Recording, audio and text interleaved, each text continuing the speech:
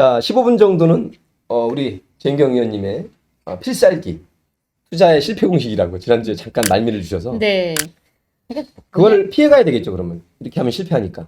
아까 뭐냐면 투자하지 말라는 거죠. 그럼 어떻게 해? 저축만 해? 아니면 어떻게 해? 네, 저축만 하시는 게 그게 그래? 답입니다. 그래요? 네, 그게 오. 답입니다. 그러니까 잘 생각해 보시면 이거예요. 음. 투자에서의 투자 수익이라는 게 음. 어디서 갑자기 뚝 떨어지는 게 아니잖아요. 그렇잖아요. 모두가 이기는 투자를 할 수는 없어요. 결국 투자 수익은요, 머니게임입니다. 머니게임의 결과인데, 머니게임이라는 건 승자가 있고 패자가 있죠. 근데 중요한 건 보통 사람은 늘 패자돼요. 이렇게 한다. 구조적으로 그럴 수밖에 없다. 네. 그 패자가 많을수록 승자의 수익률이 높아지겠죠. 그걸 네. 발로 딛고서 올라가는 거죠. 사실은 그래서 저는 예를 들면은 이제 이런 개발 사업의 프로젝트 파이낸싱 그 시장에서 막 그 돈이 들어가고 이것도 그래요. 사실 지난 몇 년간 엄청나게 과열됐던 게 일부 이런 대장동 같이 크게 갑자기 예상하지 못했던 큰 성공 사례들이 이렇게 팡 터지면 너도 나도 막 그 하이 리스크 하이 리턴이다 그러면서 막 그냥 막 들어가요. 그래서 그게 남발이 되면서 잘 생각해 보시면은 그 지난 몇 년간 그 서울 곳곳이 그냥 빌라 다시 짓고 빌라 다시 높이고 그게 지금 이제 전세 사기 건으로 다 둔갑돼서 서민들의 눈물을 쥐어짜는 건들이 됐는데 거기도 다 PF가 자금 들어가 있는 거예요. 그렇군요. 거기도 지금 막 다 부도나기 일보 직전인 게 그 PF 들어갔던 돈들 다 또 회수가 안 되고 있고 그게 뭐 그런 게 이제 또 뭐 새마을금고나 이금융권이 많이 했다는 거 아닙니까?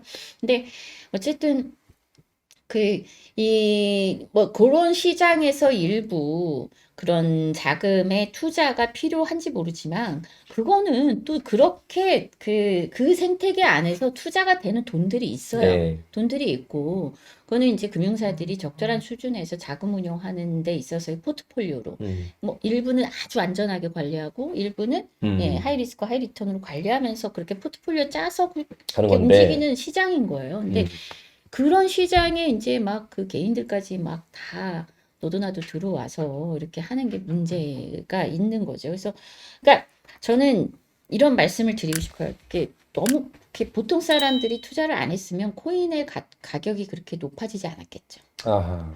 예, 높을 때 팔고 떠난 사람은 돈을 벌었겠죠. 예. 예, 많이 벌었겠죠.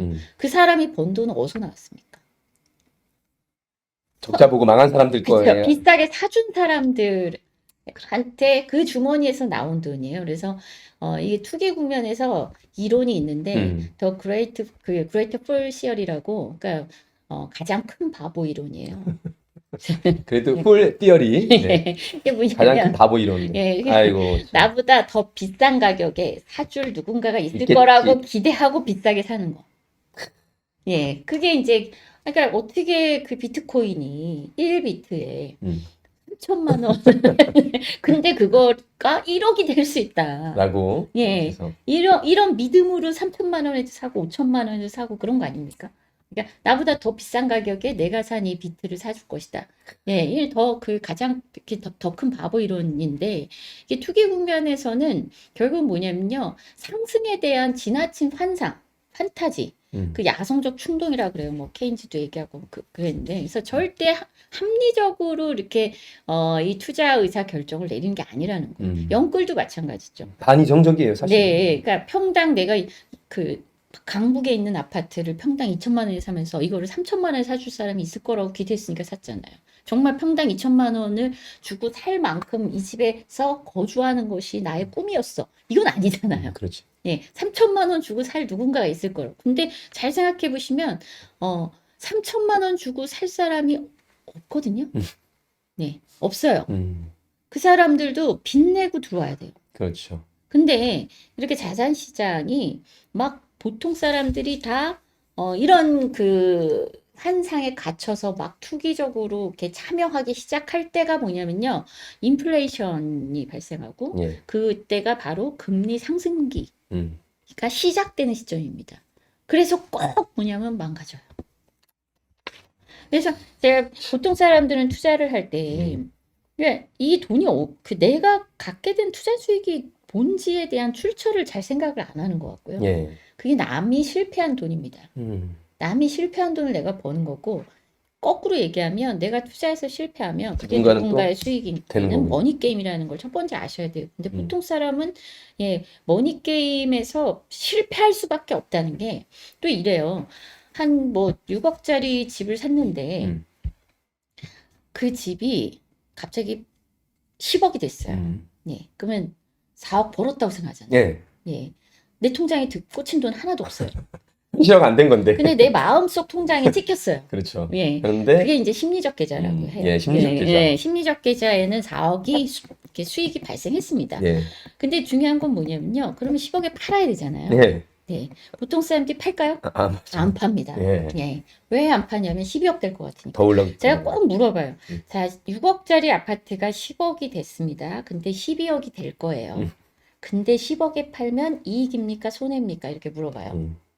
그러면 손해라고 그래요? 답을 못 해요, 사람. 그 말이 그러니까 손해 아닌가? 그렇죠. 2억 손해 본다고 생각하는 거예요. 12억 될 거니까. 근데 될 거니까는 확정이 아니잖아요. 예, 근데 다 그렇게 생각해요. 그래서 뭐냐면 사람들은 기본적으로 그 이익을 보는 방향으로 투자 의사 결정을 내리는 게 아니고요. 손해를 피하는 방향으로 의사 결정 내리게 돼 있거든요. 사람의 마음이 그렇습니다. 사람의 그 의사 결정 구조가 그래요. 그래서 결국은 자산 가치가 상승 국면일 때는 사람들이 팔지 않고요. 오히려 투자를 늘립니다. 예, 파는 사람만 돈 버는 건데 파는 사람 아주 소수예요. 그렇죠. 그 꾼들이라고 합니다. 이 사람들은 전문가예요. 그러니까 손절을 잘하는 사람들. 빨리 치고 빠지는 사람들. 이런 사람들만 돈을 버는 거죠. 아주 소수예요. 제 주변에도 투자 좀 한다 하시는 분들은 최근에 안색이 안 좋으세요. 네. 내가 그분을 보면서 한 20년 가까이 보고 있는데 금융사에 다니시는 분이거든요. 20년 가까이 투자를 많이 했는데 그 사이 뭐 리먼 브라더스 사태도 있었고 뭐 여러 그 금융위기 사태가 있었잖아요. 20년 동안. 그때도 한 번도 그렇게 좌절한 걸 본 적이 없어요. 최근에 가장 힘들군요. 근데 최근에 보니까 다 털렸다. 아이고. 그래서 그 적절한 타이밍에 정리를 했어야 되는데 자기가 이번에는 놓쳤다. 왜냐하면 너무 경제가 급변했잖아요. 너무 급변해서. 돈 좀 있다는 분들도요. 그리고 네. 투자하는 분들도 그러니까 1번 찍으셔야 됩니다. 그래서 지자체도 그렇고요. 그러니까 자기 돈을 키워줄 것 같고 보수들의 프레임이 이제 엉터리지만 보수는 안보와 경제는 잘한다. 뭐 진보는 복지와 뭐 이념을 잘 챙긴다. 이런 식으로 지금 언론들이 수십 년 동안 이렇게 이미지 메이킹을 했는데 사실은 전혀 그게 아닌 거죠. 특히 대한민국 보수들은 범죄 집단이지 국민의 경제를 키워주는 게 아니에요. 자기들 호주머니를 키우는 건데. 그러니까 보수 정당이 집권했을 때는 어쨌든 기획수사 뭐 그리고 또 이런 여러 형태의 부패 커넥션 뭐 이런 게 계속 안 터진 적이 없잖아요. 뭐 김대중 대통령, 노무현 대통령, 문재인 대통령 다 뭐 그 상대 당에서 뭔가 이렇게 그 검은 연기를 피우지만 결과적으로는 없는 거 아니에요.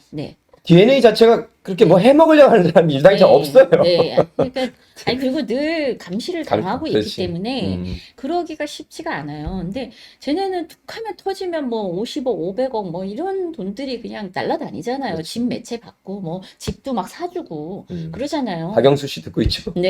아니 우리 연희동 저기 집. 전우원 씨가 다 폭로했죠, 사실. 그것도 있고 우리 대통령님 집도 누나 집인가 또 김한배 씨가 사주고 뭐. 아니 어떻게 왜? 현금 19억 준 거야. 뭐 시세보다 낮았느니 그런 헛소리들을 하는데. 안 그렇습니다. 안 그렇다고 하더라고요. 실제로 19억을 넘겨준 거 아니에요. 그것도 자기들 딴에는 뭐 20몇 억짜리라고 생각하지만 그것도 실현이 안 된 거야. 그래서 그런 일들을 그냥 너무 과감한 범죄들이 많이 발생했다는 거. 그리고 경제는 늘 뭐냐면요. YS 때 터졌죠. 이명박 정부 때 터졌죠. 이렇게 하나같이 도식화처럼 그렇게 되냐. 도식적으로. 사실 뭐 경제뿐만 아니겠습니까, 여러분? 국정의 중심에 사람이 빠지다 보니까 안전사고, 세월호 참사 박근혜 때, 그리고 윤석열, 이태원 참사 난 거 아니에요? 우리 진보 정부 때는 사실 안전사고가 별로 없어요. 그리고 그 기본적인 안보 사고도 계속 터지죠. 그래서 참. 뭐 그 진보와 보수 이렇게 얘기하는데 저쪽 당은 제가 보기에는 국정 운영 능력이 정말 하나도 없습니다. 무능력자. 민주당은 조금 그래도 계속 이 연구하고 학습하고 좀 국민들하고 소통하면서 답을 찾으려고 해서 좀 부족하지만 조금씩 이렇게 국정 운영 능력이 진화 발전하고 예, 있는데 발전하고 있는데 제가 보기에 쟤네들은 아예 예, 자, 재윤경 도둑한테 나라를 맡긴 격이 된 거죠. 의원님께서 쟤네들이 처음 나왔습니다. 네. 도둑한테 나라를 맡긴 꼴이다. 진짜 생선 가게를 고양이한테 이렇게 갖다 바치는데 아까 말했지만 너무나 살림이 어려우니까 대구 경북에서도 민주당이 앞서는 여론조사까지 있다. 그리고 네. 지금 총선을 치른다면 민주당이 뭐 14, 5%더 높은 결과도 있고 네. 이거보다 더 벌려주시길 바라겠습니다.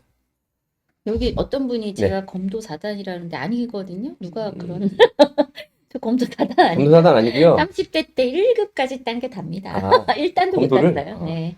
매서운 아니 그저 30대 때고요. 네, 그 40대 때 다시 하려다가 무릎에 물이 차서 못 하겠더라고요. 무릎 쓰고 하셔야지 그러면. 아, 그렇구나. 네. 관심이 많으시구나 우리 재윤경 의원님에 대해서. 네, 하동에 가셔도 많은 응원을 부탁드리겠습니다. 자, 재윤경 TV를 쳐도 나오고 에듀머니 치면 나오나요? 검색을 어떻게 하면 되나요? 아, 그 에듀머니로는 안 나오죠. 안 되고 이제 재윤경 TV로만. 네, 네, 네. 여러분 재윤경 TV로 구독 또 알람 좋아요 설정하셔서 언제든지 여러분들 말고 주위에 이 금전 문제로 어려운 채무 관계로 어려운 분들이 절망하지 말고 또 딴 마음 품지 말고 좋은 팁을 얻어가시기를 간절히 바라겠습니다. 주식하는 사람들도 있는데 역시 아까 말한 대로 일반 투자자들은 참 벌기가 어려워요. 맞습니다. 네. 예, 개인 투자자들의 하여튼 장기 투자 실적 마이너스거든요. 네. 구조적으로 그럴 네, 수밖에 네. 없다. 그럴 개미라고 수밖에 약속되는. 네, 없고 늘 뭐냐면 보통 사람들이 투자에 관심을 기울일 때가 주변에서 돈 벌었다는 얘기가 들려서 네, 그때 이제 네, 솔깃하죠. 네. 그래서 그때 들어가는 게 이미 이제 고점에 음. 들어가는 거잖아요. 네. 음. 다른 사람 거 사주고 있는 거. 상투 잡는다 그러는데 집도 그런 거죠, 집도. 부동산 쪽도 네. 그렇고 주식 쪽도 그렇고. 그래서 소중한 보금자리 마련하고 네. 저 우체국 나라에서 보증해 주니까 네. 하시고 조금 아니 누구는 뭐 지금 세대들이 유난히 그런다 그러는데 그렇지 않습니다. 이 재벌집 막내 아들 보시면은 옛날에 우리 막 그 무슨 주식이죠? 언제든지 그랬어요 인터넷 사실. 맞아요. 예, IT 쪽으로 테헤란 뭐 네, 뜬다 그래가지고 네. 그때 버블 예. 생기지 않았습니까? 맞아요. 장난 아니었죠. 예, 맞습니다. 예. 기억나네. 네, 그래서 20대, 30대 젊은 그 친구들 입장에서는 갈 길이 멀어 보이지 않습니까? 집값은 자꾸 뛰고. 근데 그런 식으로 그 투자 성공 이야기들이 막 여과 없이 마치 막 다인 것처럼, 전염병처럼 막 이렇게 떠돌아 다닐 때는 다들 휩쓸리기가 쉽죠. 근데 저는 이제 그래서 늘 말씀드리는 게 그거예요. 그 정답을 안 까먹는 거 아니냐. 손해 안 보는 게 제일 잘하는 보면 거죠. 결과적으로 가장 큰 수익이다. 손해를 안 보는 게 네, 그때 주식 투자로 1,000만 원 날린 거, 뭐 코인으로 5천만 이런 것만 인생에 없었어도, 네, 없었어도 착실히 이제 원금만 잘 지켜냈어도, 저는 그게 이기는 거다 생각합니다. 네, 손해 안 보는 게 잘한 거다. 네, 자꾸 수익을 내려고 하시지 말고. 네, 네, 네. 예.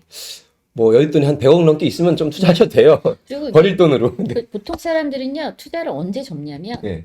예, 본인의 의사로 접는 게 아니에요. 그렇지. 반대 매매 당하거든요. 투자를 안 멈춰요. 네. 고점에서 파느냐 안 판다니까요. 그때 늘리죠. 그렇지. 계속. 네. 더 될 줄 알고. 근데 돈 벌었다고 자랑하신 분들 요즘에는 조용하시거든요. 그런 네. 상황이군요. 지금. 네. 그래서 저는 투자 말고 저축.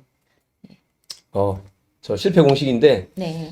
우리 재 의원님이 그동안 수십 년 동안 딱 본 거에 대해서 이렇게 말씀하신 거기 때문에 믿으셔야 네. 되고 저도 꼭 명심해서 손해 안 보도록 네. 그리고 괜히 뭐 수익이 얼마 난다니까 얼마 있지도 않지만 이렇게 투자를 해서 손해 보는 일이 없도록 하겠습니다.